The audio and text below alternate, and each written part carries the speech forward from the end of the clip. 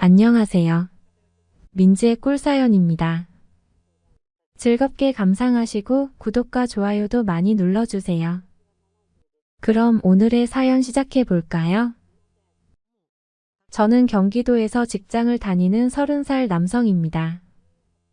이번 사연에서는 제가 다니는 직장의 노처녀 상사에 대해서 이야기를 하고 싶네요.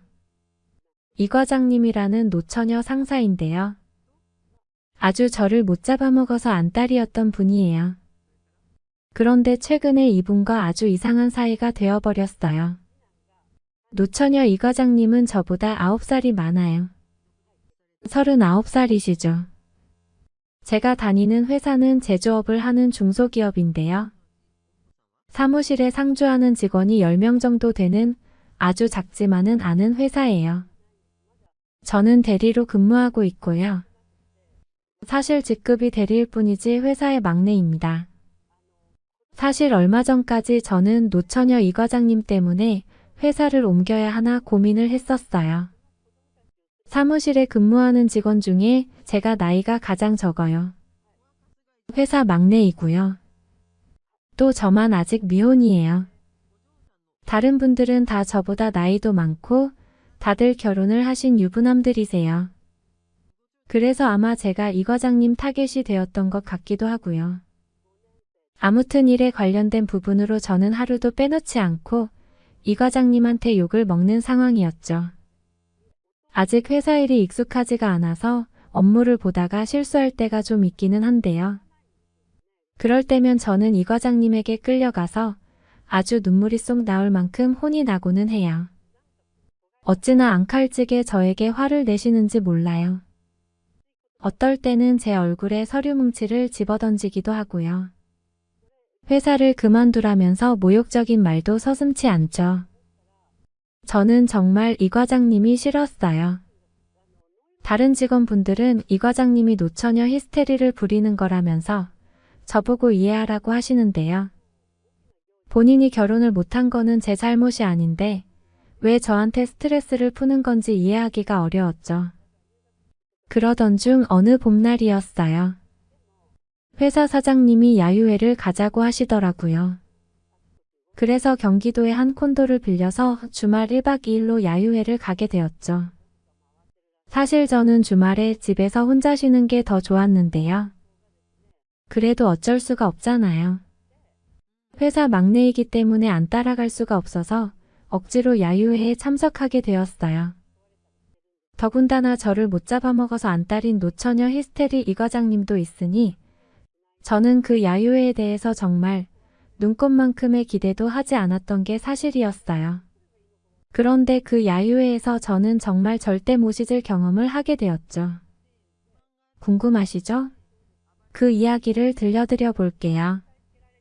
사장님을 포함한 회사 직원들이 토요일 아침 일찍 약속 장소에 다 모이게 되었어요. 다들 바리바리 짐을 싸들고 모였죠. 저를 제외한 모든 남자 직원들은 모두들 등산복 차림으로 오셨더라고요. 회사의 유일한 홍일점인 노처녀 이 과장님은 나름 꾸미고 오셨는데 저는 처음에는 조금 놀랐어요. 이 과장님이 몸매가 저렇게 좋았나 하는 생각이 들었거든요. 야시시한 생각이 머릿속에서 올라오기도 했는데요. 저는 몸서리를 치면서 혼자 고개를 내저었어요. 나를 못 잡아먹어서 안달인 노처녀 이 과장님이다. 눈에 보이는 것에 속지 말자고 생각했죠. 그렇게 회사 직원 10명은 승합차 2대에 나눠 타고 목적지로 출발했죠. 저는 하필 노처녀 이 과장님하고 같은 승합차를 타게 되었는데요. 제가 막내라서 운전을 하게 되었고요. 이 과장님은 조수석에 타게 되었죠. 속으로 조금 짜증이 나기도 했는데요. 그런데 무슨 바람이 분 건지 야유회 목적지로 가는 동안 이 과장님이 난생 처음으로 저에게 살갑게 대해주시더라고요. 원래 조수석에 타면 운전하는 사람을 챙기는 게 맞다면서 제 입에 과일을 넣어주기도 했고요. 저는 완전히 당황스러워서 혹시 이 과장님이 정신이 어떻게 된 건 아닌가 하는 생각마저 들었죠. 뒷좌석에 타신 다른 직원분들이 그런 이 과장님과 저의 모습을 보고는 둘이 썸이라도 타냐면서 놀리는데 정말 싫었어요. 그 후로는 저는 이 과장님이 주는 음식은 안 받아먹고 앞에만 바라보면서 운전만 했어요. 아무튼 그렇게 야유의 장소인 경기도의 콘도에 도착을 하게 되었어요. 우리가 묵을 콘도는 엄청 한적한 산중턱에 위치해 있었는데요. 숙소 옆에는 계곡물이 흘러내리는 좋은 곳이었어요. 물소리도 시원했고요. 끊임없이 들려오는 새소리도 기분을 좋게 해주었죠. 저는 사실 처음에는 야유회 가는 것이 너무 싫었는데요. 막상 풍경 좋은 곳에 오니 기분이 좀 나아지면서 좋더라고요. 그렇게 숙소로 올라가 보게 되었죠. 이 과장님만 여자분이었기 때문에 따로 작은 방을 쓰기로 했고요. 남자 직원들은 방 2개를 나눠서 쓰기로 했죠. 그렇게 짐을 풀고 잠깐 쉬다가 다들 야외로 나와서 즐기기 시작했죠. 팀을 나눠서 족구도 했고요. 숙소 앞에 있는 계곡물에 발을 담가보기도 하고요. 다들 회사 일은 잠시 잊고 마음껏 즐기는 모습이었죠. 그런데 자꾸 제가 가는 곳마다 이 과장님이 따라오면서 저를 귀찮게 하셨어요. 계곡물에 발을 담그고 첨벙대고 있는데 옆에 와서는 저에게 장난으로 물을 뿌리기도 했고요. 물에서 나오면서는 바닥이 미끄럽다면서 자기 손까지 잡아달라고 하더라고요. 저는 속으로 욕을 하면서 이 과장님 손을 잡아서 물 밖으로 나오는 걸 도와줬죠. 회사에서는 그렇게 나를 못 잡아먹어서 안 따리더니 왜 지금은 연약한 척이랑 이런 생각이 들었거든요. 아무튼 그렇게 각자의 자유시간이 지난 후에 날이 어둑어둑해질 무렵이 되었죠. 직원들이 모두 숙소 앞마당에 모여서 저녁을 먹을 준비를 하게 되었어요. 콘도에 비치되어 있는 바비큐 장비를 이용해서 고기 파티를 하기로 했거든요. 이 과장님이 조금 낌새가 이상하게 저에게 치근대는 게 수상했지만요. 그 점만 빼면 야유회가 생각보다 너무 즐거웠어요. 사장님이 준비해주신 고기랑 음식들도 꽤 맛있었고요. 저는 간만에 정말 배 터지게 먹고 술도 마시면서 좋은 시간을 보내게 되었죠. 마치 대학생 시절 MT 놀러온 기분도 조금 들었어요. 그동안 취업 준비하느라고 또 취업한 이후에는 회사 일에 적응한다고 이런 즐거운 시간을 가져보지 않은 지 오래였거든요. 이런 게 회사 생활하는 거구나 생각이 들면서 작은 회사지만 가족 같은 분위기도 느껴지면서 마음에 들었죠. 그렇게 먹고 마시면서 떠들다 보니 시간이 꽤 많이 흘렀나 봐요. 콘도가 외진 곳에 있다 보니 금세 어두워지더라고요. 그렇게 직원들은 일단 저녁 식사를 마무리하고 실내로 자리를 옮겼죠. 실내에서는 큰 강당으로 다 같이 가서 술도 더 마시면서 각종 게임도 하고 정신없는 시간을 보냈어요. 그렇게 회사 야유회 첫날이 마무리되어 가고 있었죠. 시간이 10시가 넘었을 때쯤 사장님이 오늘 일정은 마칠 테니 남은 시간은 알아서들 쉬고 내일 보자고 하시더라고요. 저는 회사 막내이니 자리를 정리하면서 뒷정리를 하고 있었죠. 그렇게 뒷정리를 어느 정도 마치고 숙소에 들어가서 쉬려고 하는데 이 과장님이 자기랑 산책을 가지 않겠냐고 물으시더라고요. 저는 순간 잘못 들었나 했죠. 이 과장님은 회사에서는 자기가 일을 가르쳐 주느라 조금 엄하게 대했다면서 사실 미안한 마음도 컸다고 하더라고요. 그러면서 이야기를 나누고 싶으니 같이 잠시 산책을 다녀오자고 했어요. 저는 사실 달갑지는 않았는데요. 어쩔 수 없이 이 과장님과 단둘이 한적한 산길을 걷게 되었죠. 가로등도 많이 없어서 손전등 불빛에 의존하면서 저는 이 과장님과 생각지도 못한 산책을 하게 되었어요. 그렇게 걸으면서 이런저런 이야기를 나누다가 이 과장님이 묻더라고요. 자기가 혼낼 때 기분이 많이 나빴냐고요.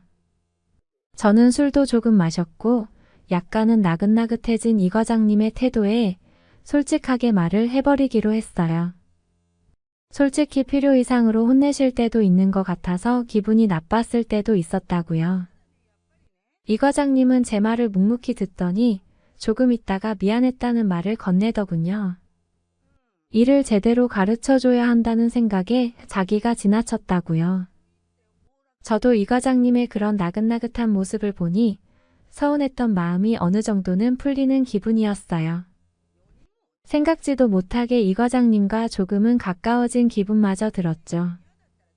이 과장님도 저를 더 가깝게 느꼈던 걸까요? 갑자기 이 과장님은 밤길이 무섭다면서 제 팔목을 붙잡고 걷기 시작했죠. 이 과장님의 살길이 자꾸 닿는데 이상한 느낌이 들었어요. 제가 아무리 연애 경험이 없었지만 이건 대놓고 신호를 보내는 거라는 생각이 들었거든요. 저는 제 팔을 붙잡고 있는 이 과장님의 팔을 풀고 손을 살며시 잡았어요. 이 과장님은 아무런 저항 없이 제 손을 붙잡더라고요. 그 순간 알았어요. 이 과장님이 저에게 무엇을 원하고 있었는지 느낌이 왔죠. 저는 고개를 돌려서 이 과장님을 쳐다봤어요. 은은한 불빛 속에서 이 과장님의 몸매도 더 부각돼 보였고 제 가슴도 두근거리기 시작했죠. 저는 들고 있던 손전등에 불을 끄고는 이 과장님에게 입을 맞추기 시작했어요. 이 과장님은 거부하지 않았어요. 오히려 제 목을 강하게 끌어안았죠. 그렇게 전혀 예상하지 않았던 방향으로 한적한 산길에서 저는 이 과장님과 사랑까지 나눠버리고 말았어요. 사람 한 명 다니지 않는 어두운 산책로 벤치에서요. 그렇게 뜨거운 시간을 보내고 우리는 거칠어진 호흡을 가라앉히고는 숙소로 돌아왔죠. 돌아오는 내내 이 과장님은 제 팔에 팔짱을 낀 채 저에게 아양을 부렸고요. 옆에서 나이에 걸맞지 않게 애교를 부리는 이 여자가 불과 며칠 전까지 나를 그토록 괴롭혔던 이 과장님이 맞나 싶은 생각이 들었죠. 이 과장님은 숙소에서 다른 사람들이 다 잠들면 자기 방으로 오라고 이야기를 했어요. 그렇게 제 방 다른 직원들이 다들 곯아떨어졌을 때쯤 저는 이 과장님의 방으로 몰래 건너가서 또다시 사랑을 이어가기 시작했죠. 정말 생각지도 못한 야유회였어요.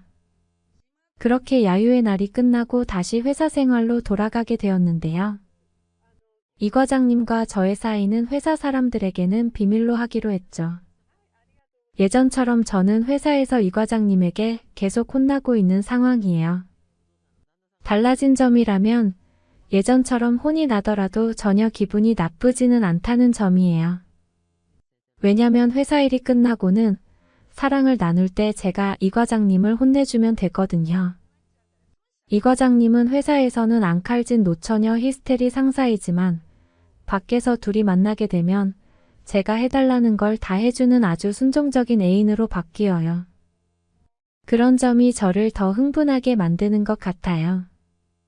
방금 전에도 회사 서류에 사소한 실수를 한 가지 했는데요. 결제 서류를 올리기 전에 실수를 발견했지만 일부러 수정하지 않았어요.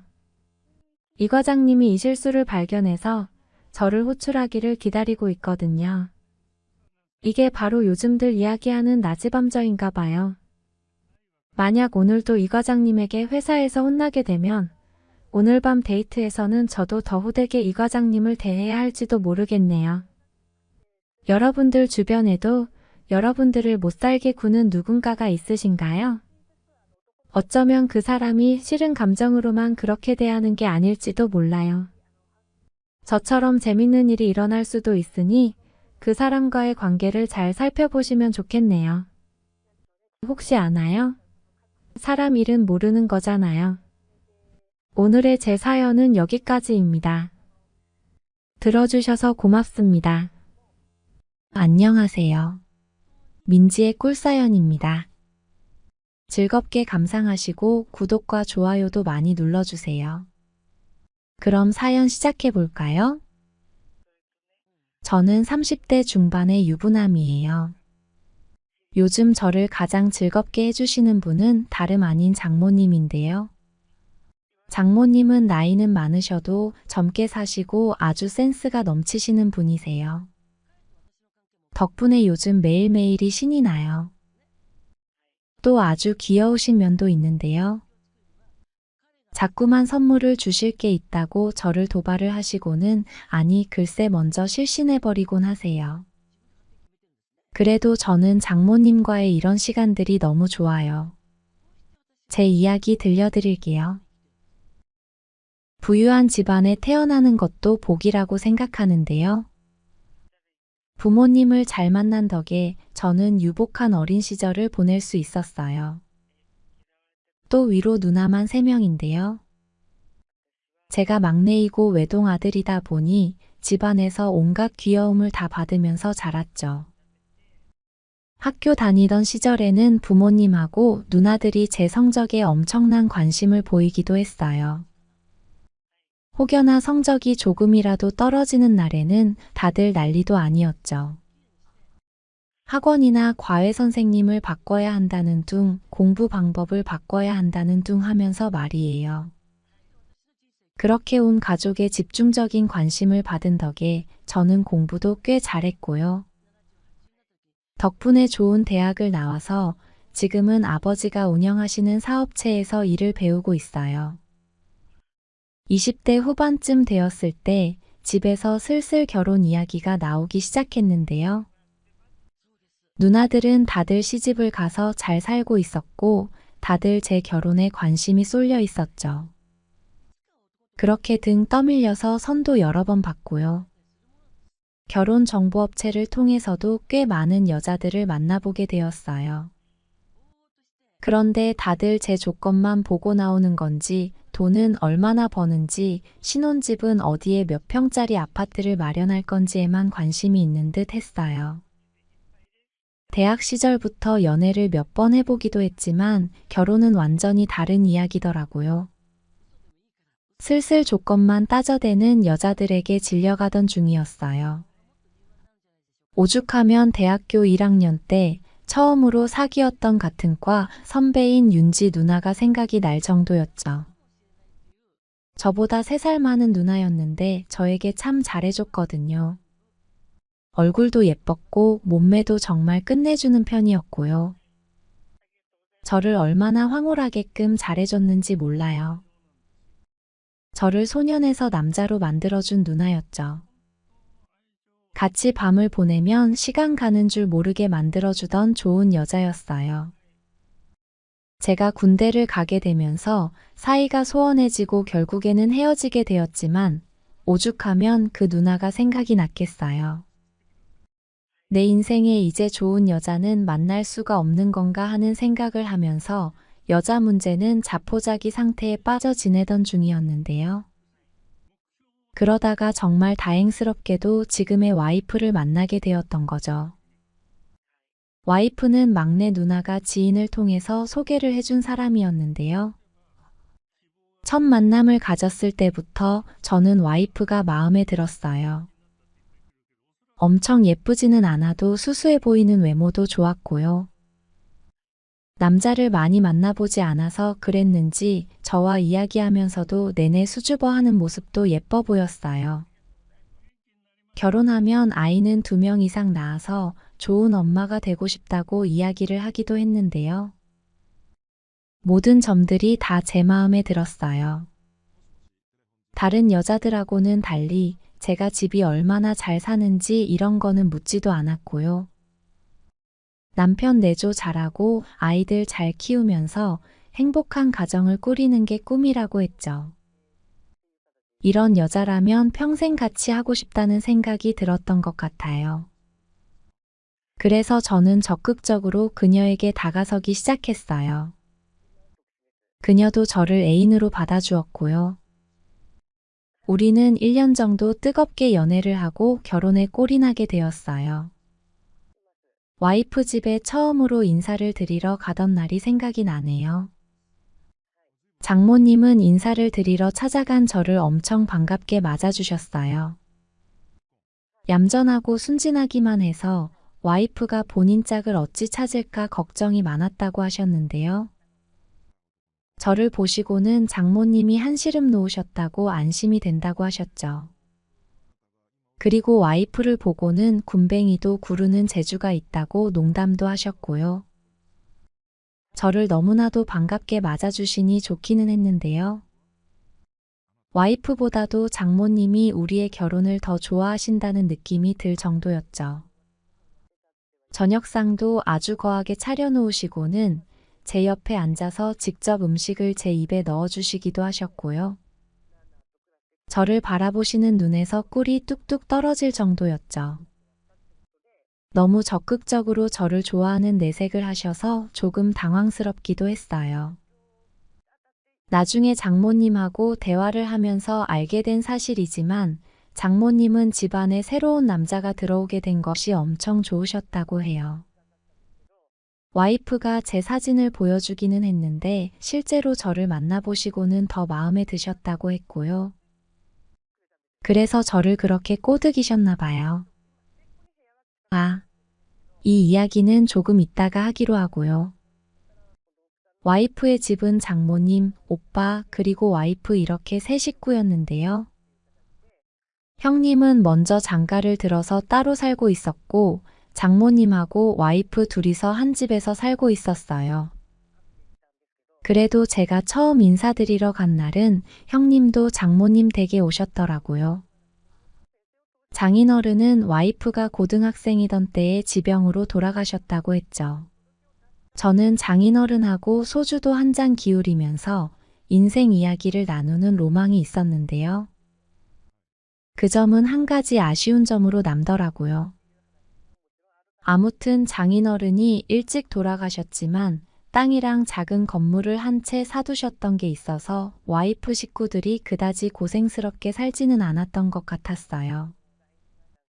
장모님은 딱 봐도 본인 나이에 비해서 꽤나 젊어 보이셨고요. 피부나 몸매 관리도 엄청 많이 하신 듯 했죠.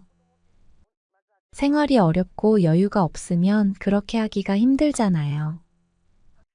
아무튼 처가 식구들하고의 첫 만남은 아주 화기애애하고 좋았어요. 그렇게 양쪽 집안의 축복 속에서 우리는 결혼을 하게 되었고요. 와이프가 가보고 싶다는 유럽으로 신혼여행도 다녀오게 되었죠. 그것도 무려 14박 15일로요. 저는 가족여행으로 유럽 몇 나라를 다녀봤는데요. 와이프는 유럽 여행을 처음 가보는 거라고 해서 이왕이면 여러 국가를 돌면서 구경시켜주고 싶었어요. 유럽 여행에 아이처럼 행복해하는 와이프를 보니 저도 너무 기분이 좋더라고요. 신혼여행 중 많은 재밌는 일들이 있었지만 가장 기억에 남는 건 와이프하고 처음 보낸 날 밤이에요. 와이프하고 저는 신혼여행에 가서야 처음으로 한 침대를 쓰게 되었거든요. 연애할 때는 와이프가 너무 부끄러워해서 그럴 기회가 없었죠. 남자 경험이 없던 와이프라서 저는 다 이해를 했어요. 두근거리는 마음으로 첫날 일정을 마치고 호텔에 돌아왔을 때 와이프는 어찌나 덜덜 떨던지 그 모습이 너무 귀엽고 사랑스러웠죠. 와이프는 부끄러워하면서도 이제 부부가 되었으니 그걸 해야 한다고 달려들더라고요. 그런데 결국 첫날 밤은 아무것도 못하고 넘어가고 말았어요. 와이프가 너무 겁을 내기도 했고요. 또 오랜 비행 일정으로 둘 다 피곤하기도 했죠.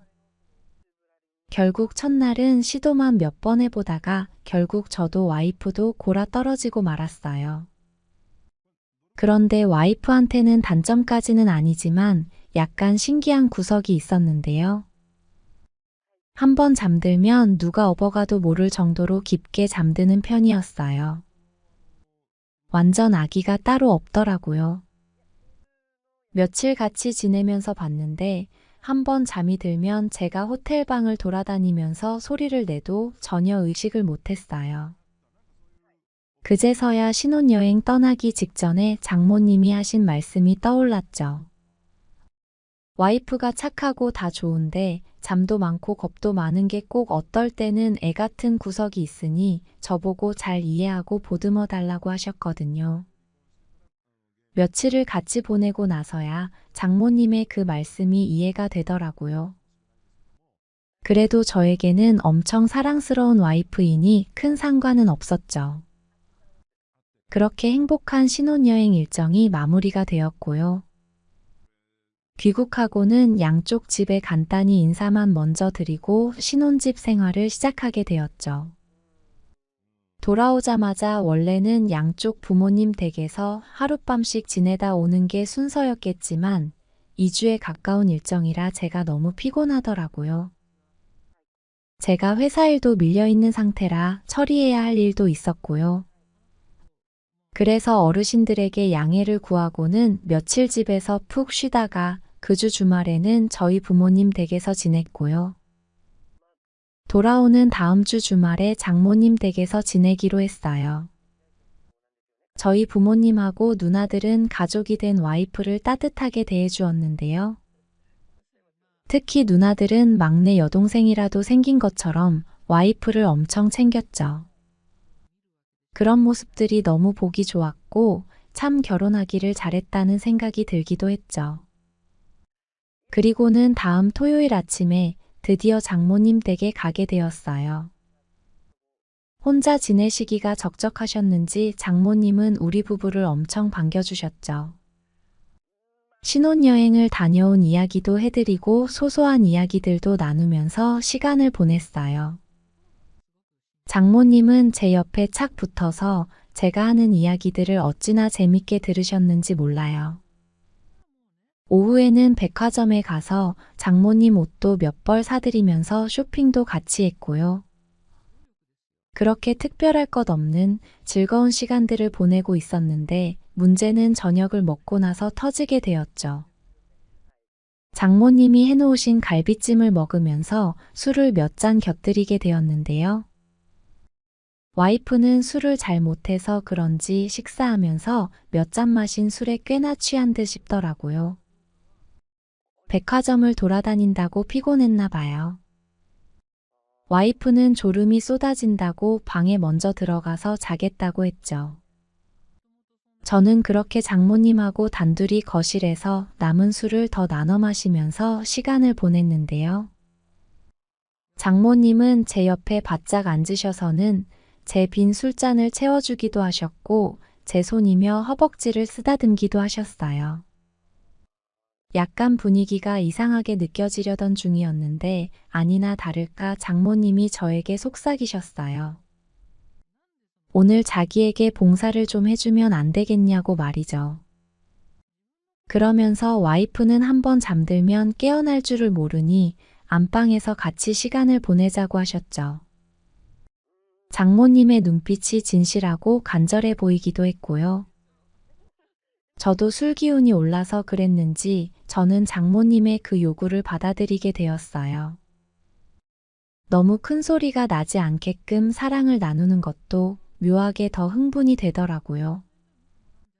자기 관리를 얼마나 잘 해오신 건지 장모님은 젊은 여자들과 비교해도 전혀 부족하지 않았어요.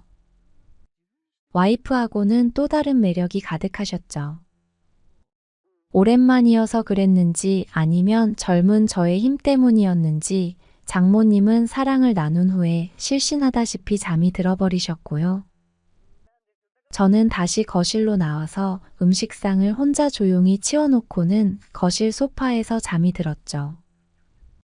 다음날 술이 깨고 나서는 저에게 벌어진 이 일들이 거짓말처럼 믿기지 않기도 했고요.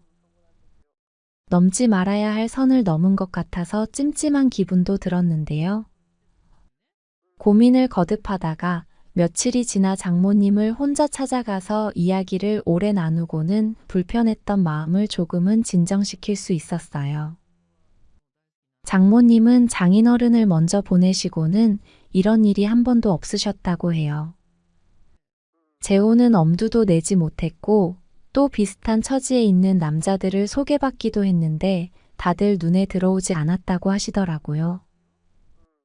욕구가 조금 센 편인 장모님은 어쩔 수 없이 혼자서 외로움을 달래는 처량한 신세였다고 하셨죠. 그러던 중 집에 인사를 온 저를 보고는 이런 사이가 되어야겠다고 마음을 먹으셨다고 하더라고요. 제가 사윗감으로도 그리고 남자로도 너무 마음에 드셨대요. 그래서 어떻게든 저를 꼬드겨야겠다고 생각하셨다고 하더라고요. 그리고 당장 마음이 불편한 건 이해하지만 둘만의 비밀로 삼고 저와의 관계를 꼭 유지해 갔으면 좋겠다고 간절하게 말씀하시더라고요. 와이프가 절대 알게 할 일은 없을 테니 걱정하지 말라고도 하셨고요.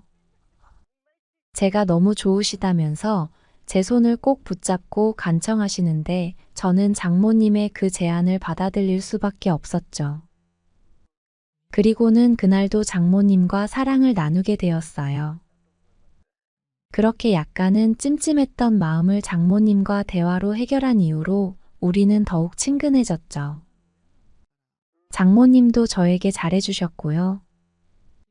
저도 장모님을 즐겁게 해드리려고 많이 애를 썼죠. 저는 시간이 날 때면 혼자 장모님 댁을 찾아가기도 했고요. 어떨 때는 장모님이 제가 일하는 회사 부근으로 찾아오시기도 했죠. 장모님은 제가 이해해주고 받아줘서 얼마나 좋은지 모르시겠대요. 저도 얼떨결에 이렇게 되어버렸지만 사실은 요즘 장모님과의 연애가 아주 좋아요. 얼마 전에는 장모님이 인터넷 같은 데서 알아보셨다면서 남자를 꼼짝 못하게 만드는 기술을 배웠다고 저에게 써먹어 보시겠다면서 기대하라고 하셨죠.